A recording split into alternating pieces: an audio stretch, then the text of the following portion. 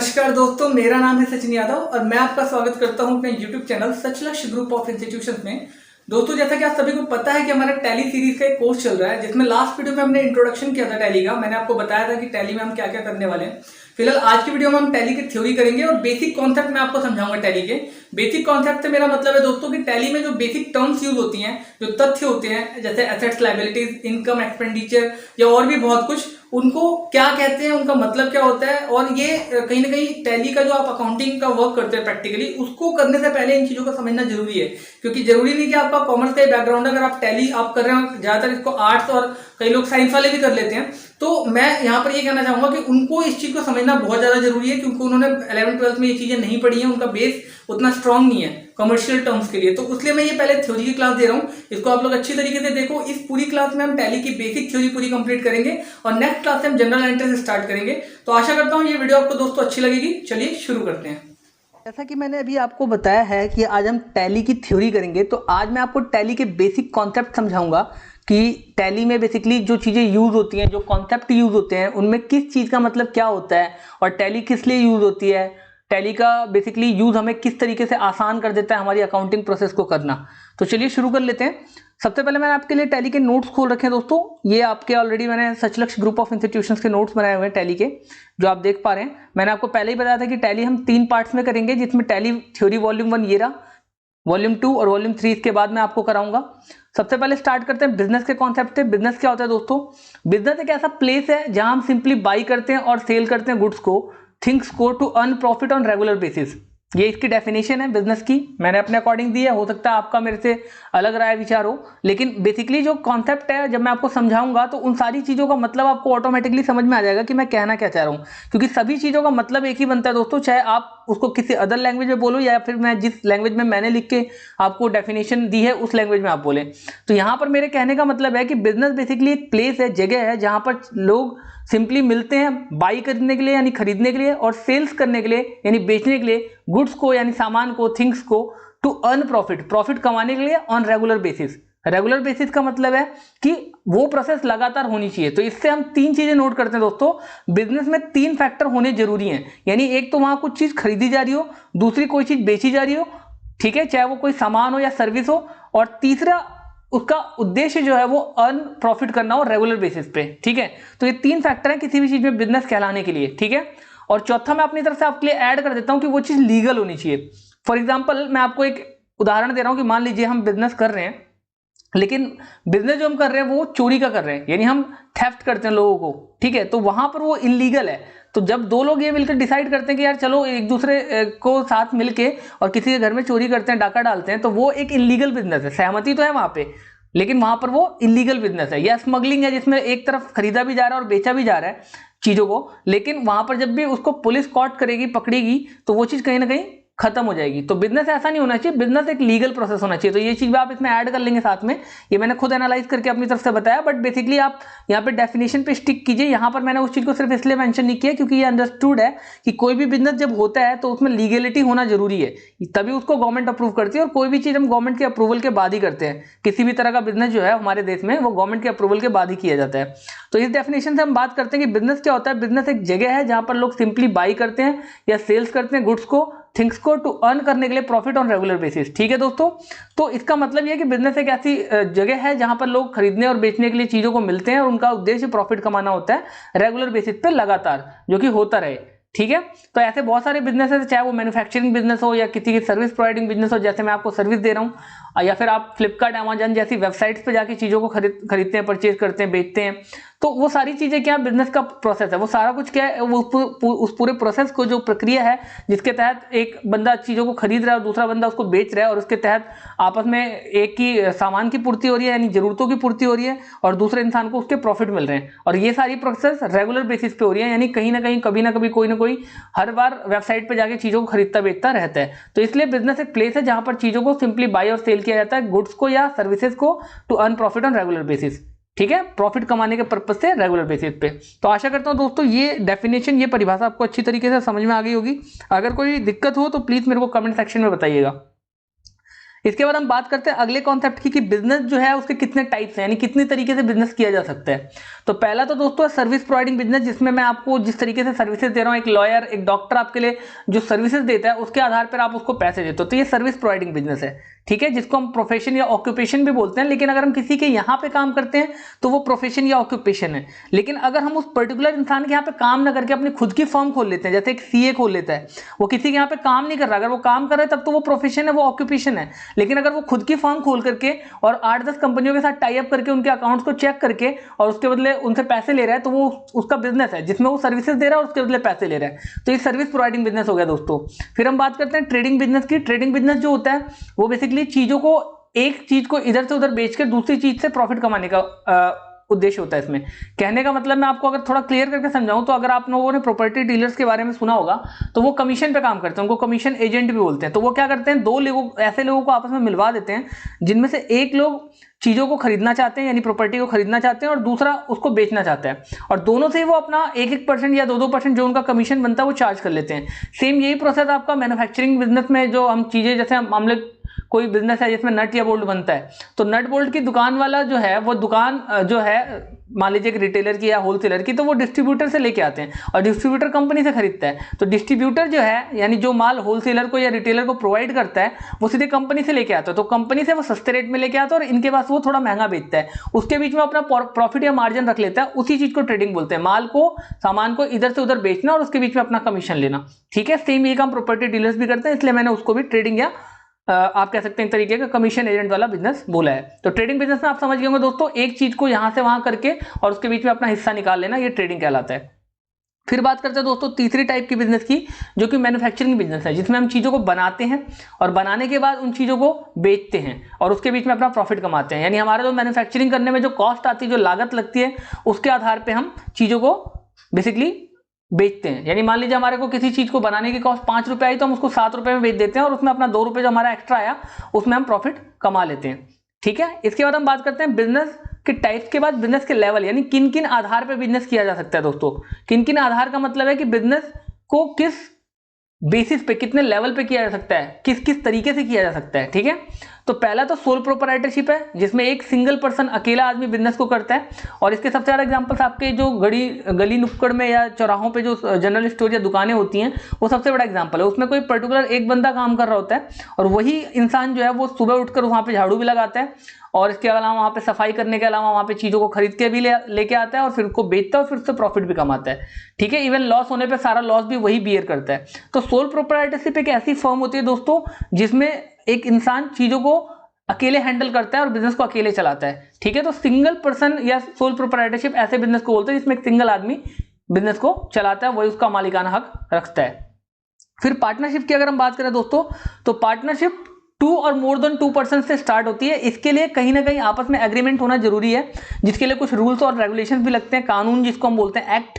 तो इसमें नोट कर लीजिएगा, यहां पर मैंने मेंशन तो नहीं किया है बट इसमें पार्टनरशिप एक्ट 1932 लगता है, ठीक है।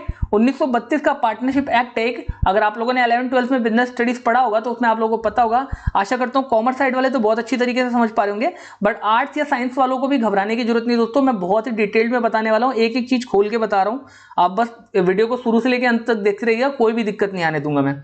तो एक बार बस इन चीजों को जो मैं बता रहा हूं उनको नोट कीजिए और हो सके तो इस पर थोड़ा सा इंटरनेट पे, आपके पास आजकल गूगल है ही, उस पर रिसर्च जरूर कीजिए कि पार्टनरशिप 2 और मोर देन 2 पर्सन जो होते हैं वो मिलकर स्टार्ट करते हैं। और 2 और मोर देन 2 पर्सन का मतलब ये है कि 2 लोग तो कम से कम होने चाहिए और इससे ज्यादा लोग भी हो सकते हैं। और इसमें पार्टनरशिप का एक्ट 1932 लागू होता है, जिसके आधार पर इसमें रूल्स रेगुलेशन मेंटेन होते हैं और फिर इसके आधार पर बिजनेस करते हैं। इसमें 2 लोगों का आपस में सहमति होना, एग्रीमेंट होना, समझौता होना बहुत ही जरूरी है, तभी यह पार्टनरशिप मानी जाती है। फिर बात करते हैं दोस्तों कंपनी, जिसमें एक कंपनी रजिस्टर्ड होती है अंडर कंपनीज एक्ट 1956 के तहत। हालांकि मैं आपको बता देना चाहूंगा कि अभी जो कंपनीज एक्ट आया है, जिस एक्ट के तहत, जिस कानून के तहत आप इस कंपनी को बेसिकली या किसी कंपनी वाले बिजनेस को रन करने की सोच रहे हो, उसमें अब ये जो एक्ट है ये चेंज हो गया, अभी 2013 आ चुका है, यानी थोड़ा इसमें अपडेट्स आ गए हैं। अपडेट्स का मतलब है कि ये जो इसमें रूल्स हैं इनमें थोड़ा सा अपडेट करके कुछ नए रूल्स बना दिए गए हैं, कुछ थोड़ा मॉडिफिकेशन कर दिया गया है। तो कंपनीज वो होती है जिनमें 2 या 2 से ज्यादा लोग चलाते हैं, लेकिन कंपनीज में मैं आपको एक चीज बता देना चाहूंगा, पार्टनरशिप की तरह कंपनीज में भी 1 से ज्यादा लोग होते हैं, लेकिन अंतर ये होता है दोस्तों, इसमें 2 तरह की कंपनीज होती है, एक पब्लिक एक प्राइवेट। पब्लिक कंपनी अपने शेयर्स को जो कि उनके कंपनी की हिस्सेदारी होती है, उसको वो मार्केट में लॉन्च करती है और लोग उसको खरीदते हैं, और जो जितना शेयर खरीदता है वो उतने रुपए के शेयर का हिस्सेदार होता है कंपनी में। यानी जो जितने रुपए का शेयर खरीदता है वो कंपनी में उतने ही अमाउंट का भागीदार बन जाता है, उतना उसका मालिकाना हक बन जाता है। बट अगर कोई शेयर को नहीं खरीदता है तो वो मालिकाना हक नहीं रखता है, तो यानी कंपनीज में उसकी कोई हिस्सेदारी नहीं होगी। सिंपल सी बात है, मैं ये कहना चाह रहा हूं कि पब्लिक और प्राइवेट दो कंपनियां होती है। पब्लिक कंपनी में शेयर को कंपनी लीगली मार्केट में पब्लिकली उतारती है, लेकिन प्राइवेट कंपनी में ऐसा करना जरूरी नहीं है। प्राइवेट कंपनी चाहती है तो अपने शेयर को प्राइवेटली कहीं पे भी किसी को भी दे सकती है या बेच सकती है, इंटरनल मेंबर्स को भी प्रोवाइड कर सकती है। लेकिन पब्लिक कंपनी के लिए जरूरी है कि अपने शेयर्स को पब्लिकली मार्केट में उतारे। ठीक है, यहां तक समझ में आ गया। इसके बाद मैं आपको शेयर्स की टाइपें बता दे रहा हूं, वो भी आप नोट कर लीजिएगा। शेयर बेसिकली दो टाइप के होते हैं दोस्तों, एक इक्विटी शेयर और प्रेफरेंस शेयर। इक्विटी शेयर्स को बेसिकली आप बोल सकते हैं कि ये कंपनी के मालिक होते हैं, क्योंकि इनको कंपनीज में जो भी डिसीजन होता है उसके आधार पर अपना पोल देने का, अपना राय और सलाह देने की पूरी छूट होती है। लेकिन जो आपके प्रेफरेंस शेयरधारी होते हैं, इनको एक एडवांटेज होता है कि इनको सबसे पहले प्रॉफिट मिल जाता है, लेकिन प्रॉफिट का हिस्सा मिलने के बाद इनके पास एक बहुत बड़ा रिस्क ये भी होता है कि ये कंपनी में कोई भी अपनी सलाह या राय मशवरा या पोलिंग या वोटिंग नहीं कर सकते। कंपनी के किसी भी डिसीजन में, कंपनी के किसी भी इंटरनल डिसीजन में इनकी कोई भी राय बात नहीं ली जाती। इनको सिर्फ प्रॉफिट से मतलब होता है, इनको सबसे पहले प्रॉफिट देके साइड कर दिया जाता है प्रेफरेंस शेयर धारकों को। लेकिन जो इक्विटी शेयर धारक हैं वो जस्ट लाइक आप कह सकते हैं घर के मम्मी या गार्जियन या पापा की तरह होते हैं, जिनको प्रॉफिट का भागीदारी तो लास्ट में मिलता है, लेकिन उनको जिम्मेदारियां सारी निभानी पड़ती हैं। यानी प्रॉफिट की भागीदारी तो बाद में होती है, बट जिम्मेदारियां सारी निभानी पड़ती हैं। बट इसके अलावा उनको कंपनी में यानी घर में डिसीजन लेने का भी अधिकार होता है। मैं आपको लिए इसका एक एग्जांपल देता हूं। मान लीजिए हमारी जो मम्मियां होती हैं वो हमारे लिए रोटी बनाती हैं। मैं आपको इक्विटी और प्रेफरेंस का अंतर समझाने की कोशिश कर रहा हूं, एक बार ध्यान देंगे। हमारी जो घर में मॉम होती हैं, मम्मियां होती हैं, या कह सकते हैं माँ होती हैं, वो जो खाना बनाती है तो सबको जनरली हमारे हिंदू परिवार में या हमारे जो पुरानी सभ्यता है उसके आधार पर घरों में सबसे पहले सबको खाना खिला के देन अगेन वो लास्ट में जब रोटियां बचती हैं तो उसमें वो एडजस्ट करके खाती हैं। तो सेम हिसाब किताब समता या इक्विटी शेयर धारकों का होता है। वो क्या करते हैं कि शेयर्स को इक्विटी शेयर्स को खरीदने के साथ ही उनका ये चीज कंफर्म हो जाता है कि कंपनी में डिसीजन मेकिंग करना या मालिकाना हक रखना उनका अधिकार होगा। लेकिन इसके साथ उन पर ये जिम्मेदारी या लायबिलिटी भी बनती है कि जब कंपनी में अगर लॉस होता है तो उस लॉस को भी वो बियर करेंगे, इन उस लॉस को भी वो सहेंगे। वो अपना प्रॉफिट नहीं मांग सकते अगर कंपनी को लॉस हुआ है तो। हालांकि इसके बदले उनको ये चीज बेनिफिट मिलता है कि वो कंपनी में डिसीजन मेकिंग कर सकते हैं। और जबकि प्रेफरेंस शेयर बच्चों की तरह होते हैं, प्रेफरेंस शेयरधारी, यानी कि वो कंपनी में डिसीजन तो नहीं दे सकते हैं, लेकिन उनको प्रॉफिट बहुत पहले मिल जाता है। यानी जैसे घर में बच्चों को रोटी मिल जाती है, चाहे घर के हालात अच्छे ना हो, माँ बाप अपने खुद भूखे रह जाएं, लेकिन बच्चों को रोटी जरूर देते हैं। तो सेम हिसाब किताब इक्विटी और प्रेफरेंस वालों का होता है। प्रेफरेंस वालों को रोटी यानी कि लाभ मिल जाता है सबसे पहले, लेकिन डिसीजन मेकिंग का अधिकार नहीं होता, जैसे बच्चों को नहीं होता। घर में डिसीजन मेकिंग का अधिकार माँ बाप को होता है, पेरेंट्स को होता है, ठीक उसी तरीके से जैसे सारे जो अधिकार होते हैं इक्विटी शेयर धारकों को होता है, लेकिन फिर उनको रोटी यानी कि हिस्सा भी लास्ट में मिलता है। तो आशा करता हूं मैंने बहुत अच्छी तरीके से समझाने की कोशिश की और आपको समझ में आ गया होगा। चलते हैं नेक्स्ट टॉपिक की तरफ। बिजनेस के जो ट्रांजेक्शन है ना दोस्तों, जब भी बिजनेस होगा तो कहीं ना कहीं बिजनेस में ट्रांजेक्शन भी होंगे, लेन देन होंगे। तो लेन देन जो होता है वो इन चार आधार पर होता है, एक एसेट्स, लायबिलिटीज, एक्सपेंसेस और इनकम। तो आशा करता हूं आपको समझ में आ रहा होगा कि एसेट्स का मतलब संपत्तियां होता है दोस्तों। अगर आप बिजनेस कर रहे हो तो कहीं ना कहीं बिजनेस में आपके पास कुछ ना कुछ संपत्तियां जरूर होगी जिनके आधार पर आप बिजनेस कर रहे होगे। फॉर एग्जाम्पल मैं अगर आपको समझाना चाहूं कि मेरा एक कंप्यूटर सेंटर या कोचिंग सेंटर है, तो उस कंप्यूटर या कोचिंग सेंटर्स में अगर आप बात करते हैं, एनजीओ जो हमारी है बेसिकली, उसमें अगर आप बात करते हैं कि आप चीजों को, एसेट्स को खरीदते या बेचते हैं, तो अगर अब मैं उस चीज पे बात करूं आपको कि जो एसेट्स होता है वो मेरा क्या होगा, वो मेरा एसेट्स होगा जो मैं जिन चीजों के आधार पे बिजनेस कर रहा हूं। मान लीजिए मेरे कंप्यूटर्स हैं, मेरे मेज, टेबल, कुर्सियां, जिनके आधार पे मैं अपनी इंक्वायरीज ले रहा हूं, बच्चों को पढ़ा रहा हूं, फैसिलिटीज दे रहा हूं, जो मैंने रूम लिया हुआ है रेंट पे, वो सब कुछ मेरा एसेट्स है जिसके लिए मैं पे आउट कर चुका हूं या कर रहा हूं। तो एसेट्स वो संपत्तियां होती हैं जिनके आधार पर आप बिजनेस करते हैं। ठीक है, मान लीजिए मैं अगर आपको एक चीज बताऊं कि अगर मुझे कोई फर्म है जिसमें आप कंप्यूटर्स आईटी डिपार्टमेंट का काम करते हो, तो जितने भी कंप्यूटर्स होंगे जिनसे वो बिजनेस कर रहा है, ठीक है, वो उसके एसेट्स कहलाएंगे जिनके आधार पे वो कमा रहा है। तो एसेट्स वो संपत्तियां होती हैं जो आपके बिजनेस को चलाने में मदद करती हैं। फिर अगर हम लायबिलिटीज की बात करें दोस्तों, तो लायबिलिटीज का सिंपल सा मतलब होता है दायित्व, यानी कर्ज एक तरीके से। तो आपके बिजनेस में जब आप चीजों को खरीदते हो, एसेट्स को खरीदते हो, तब कुछ कर्ज हो जाते हैं। कुछ आप जब बिजनेस को चला रहे हो तो लॉसेस में चले जाते हो, तो कहीं ना कहीं से कर्ज उठाते हो, तो वो भी लायबिलिटीज हो जाती है जिनको पे करना होता है फ्यूचर में। तो ये भी आपके एसेट्स और लायबिलिटीज आपको समझ में आ गए होंगे। इसके बाद मैं आपको दो चीजें और बताना चाहूंगा एसेट्स और लायबिलिटीज में, कि एसेट्स भी दोस्तों दो तरह के होते हैं और लायबिलिटीज भी दो तरह के होते हैं। वो मैं आपको आगे बताऊंगा, आगे आने वाले टॉपिक्स में आएंगे। फिलहाल अभी सिर्फ उनका नाम सुन लीजिए और हल्का सा मैं समझा देता हूं। तो एसेट्स आपके दो होते हैं दोस्तों, साथ साथ कोशिश करूंगा आप लोग नोट करते चलेंगे इन चीजों को। एसेट्स आपके करंट एसेट्स होते हैं और फिक्स्ड एसेट्स होते हैं दोस्तों, ठीक है। करंट एसेट्स आपके वो एसेट्स होते हैं जो कि एक साल के अंदर अंदर, हालांकि ऐसा कुछ लिखा नहीं हुआ है, लेकिन मैं आपको अपने एक्सपीरियंस पे बता रहा हूं कि एक साल के अंदर अंदर यूज करके जिन एसेट्स को आप खत्म कर सकते हैं वो आपके करंट एसेट्स कहे जा सकते हैं। जैसे अगर मैं आपको बताऊं कि कैश है, कैश को आप एक साल के अंदर खर्च कर सकते हो, ठीक है, तो वो आपका करंट एसेट्स हो गया। लेकिन फिक्स्ड एसेट्स वो एसेट्स होते हैं जिनको हम अचल संपत्तियां भी बोलते हैं हिंदी में। अचल मतलब जिसको अपनी जगह से हिला नहीं सकते हम, जो चल नहीं सकता है। तो जो फिक्स्ड एसेट्स होते हैं वो अपनी जगह टिके रहते हैं और एक साल से ज्यादा टाइम तक टिके रहते हैं, बिना मतलब यूज करके आप उसको खत्म नहीं कर सकते हो। फॉर एग्जांपल्स मैं आपको बता सकता हूं, मान लीजिए आपकी जो मशीनरीज हैं जिनसे आप काम कर रहे हो बिजनेस में, और जिसके अलावा मैं बिल्डिंग जिनमें आप रह रहे हो, जो मकान जहां पर जिस फॉर्म में आप काम कर रहे हो, तो वो जो उसकी पूरी बिल्डिंग, जमीन, ठीक है, मशीनरी, ये सारा कुछ फिक्स्ड एसेट्स है जिनको आप अपनी जगह से हिला नहीं सकते हो और ये लॉन्ग टर्म के लिए चलते हैं। एक साल में आप यूज करके इनको खत्म नहीं कर सकते, ये सबसे बड़ी इनकी पहचान है। मैं फिक्स्ड एसेट्स की बात कर रहा हूँ। और करंट एसेट्स मैंने आपको बता दिया जो एक साल के अंदर यूज करके खत्म हो सकती है, जबकि फिक्स्ड एसेट्स एक साल के अंदर यूज करके खत्म नहीं हो सकती हैं। तो दो तरह की एसेट्स होती है दोस्तों, एक करंट एसेट्स और एक फिक्स्ड एसेट्स। नोट डाउन कर लेंगे एसेट्स के मामले में, ठीक है। इसके बाद हम बात करते हैं लायबिलिटीज की। सेम इसी तरीके से आपकी लायबिलिटीज भी होती है, शॉर्ट टर्म लायबिलिटीज और long term liabilities.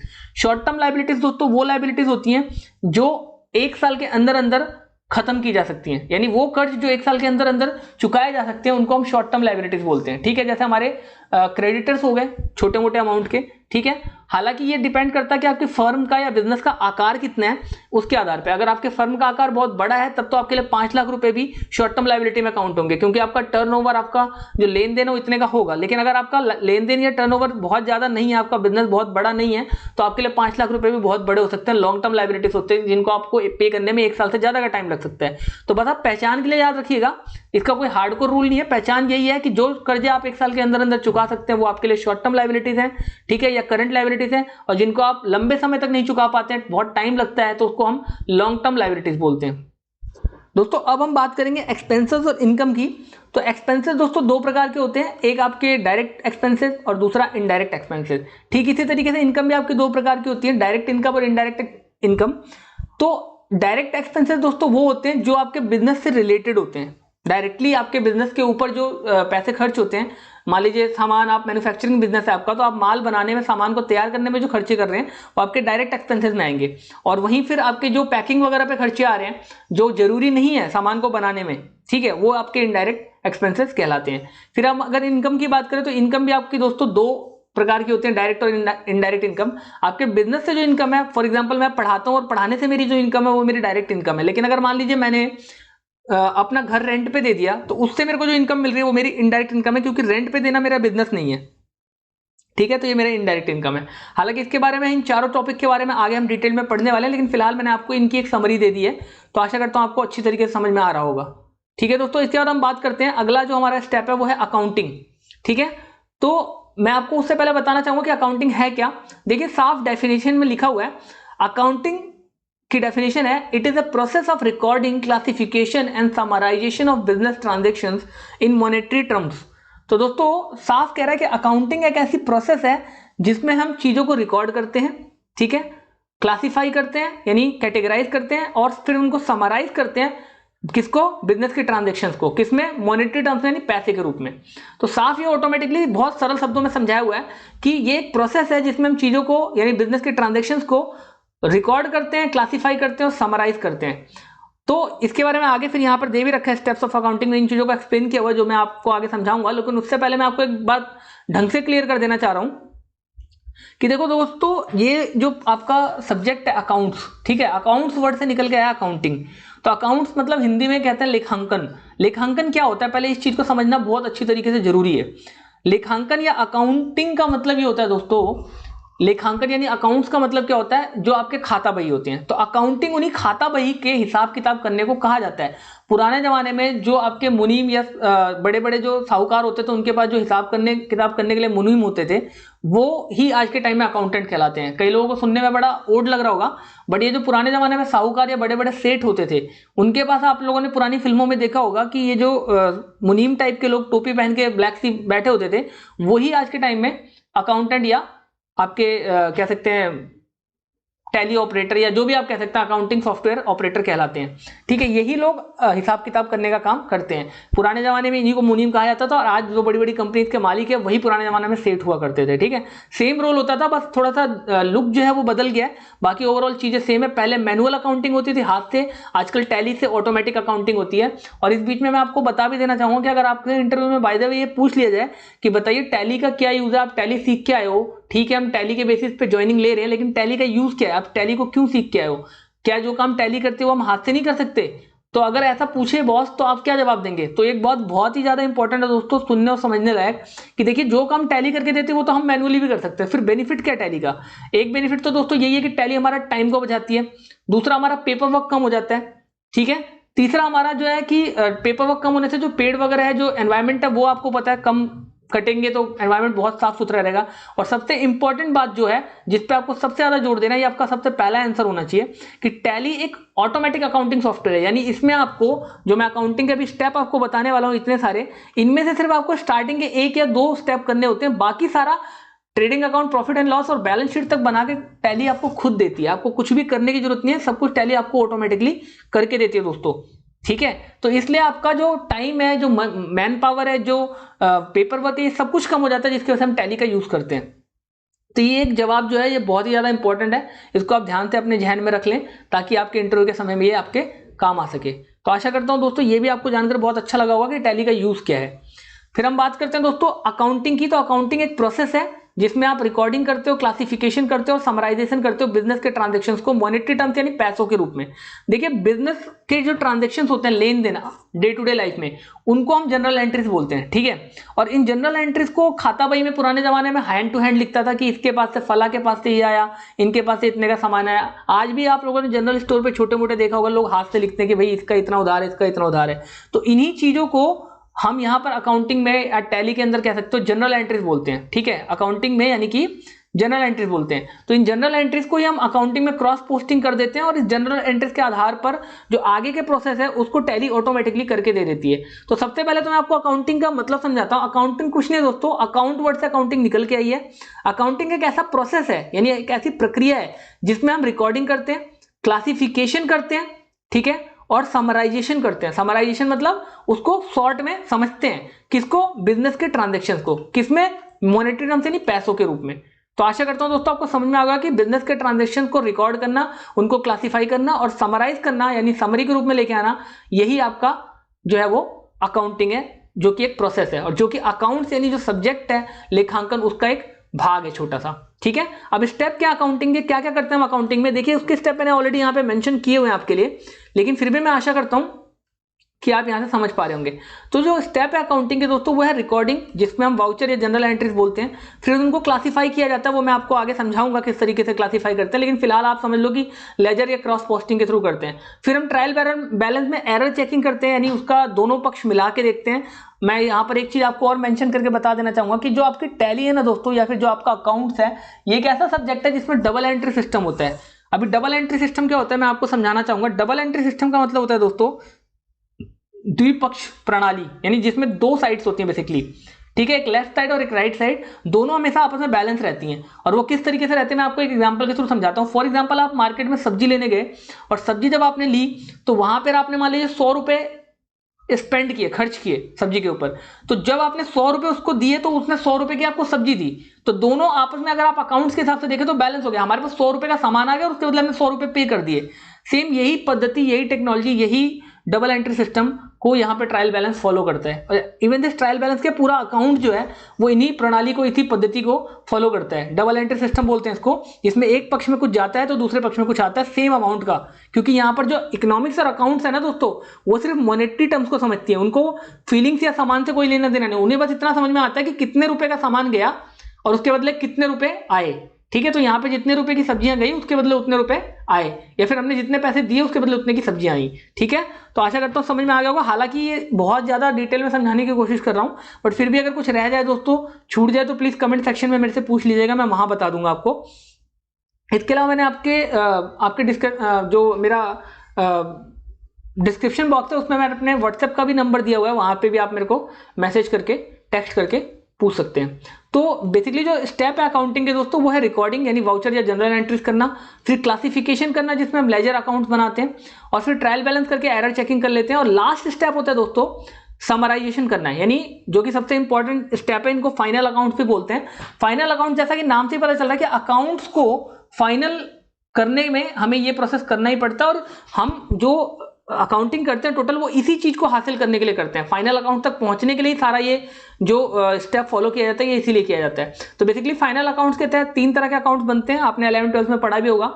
Trading account बनता है जिसमें कि ग्रॉस प्रॉफिट या ग्रॉस लॉस हमें पता चलता है। फिर प्रॉफिट एंड लॉस अकाउंट बनता है जिसमें प्रॉफिट एंड लॉस अकाउंट में हमें नेट प्रॉफिट या नेट लॉस पता लगता है, और बैलेंस शीट में फाइनली हमें अपने एसेट्स और लायबिलिटीज का पता चलता है। एक्चुअली कंपनी जब भी किसी के साथ डील करती है ना दोस्तों, तो उनमें वो सबसे पहले उसकी बैलेंस शीट जरूर चेक करती है। इसको हिंदी में चिट्ठा बोलते हैं। जैसे कई बार आपने डायलॉग भी सुना होगा कि ज्यादा बकवास करेगा तो तेरा कच्चा चिट्ठा खोल दूंगा। तो कच्चा चिट्ठा खोलने का मतलब क्या है, तुम्हारी बैलेंस शीट खोल दूंगा, क्योंकि बैलेंस शीट में हर कंपनी का राज होता है।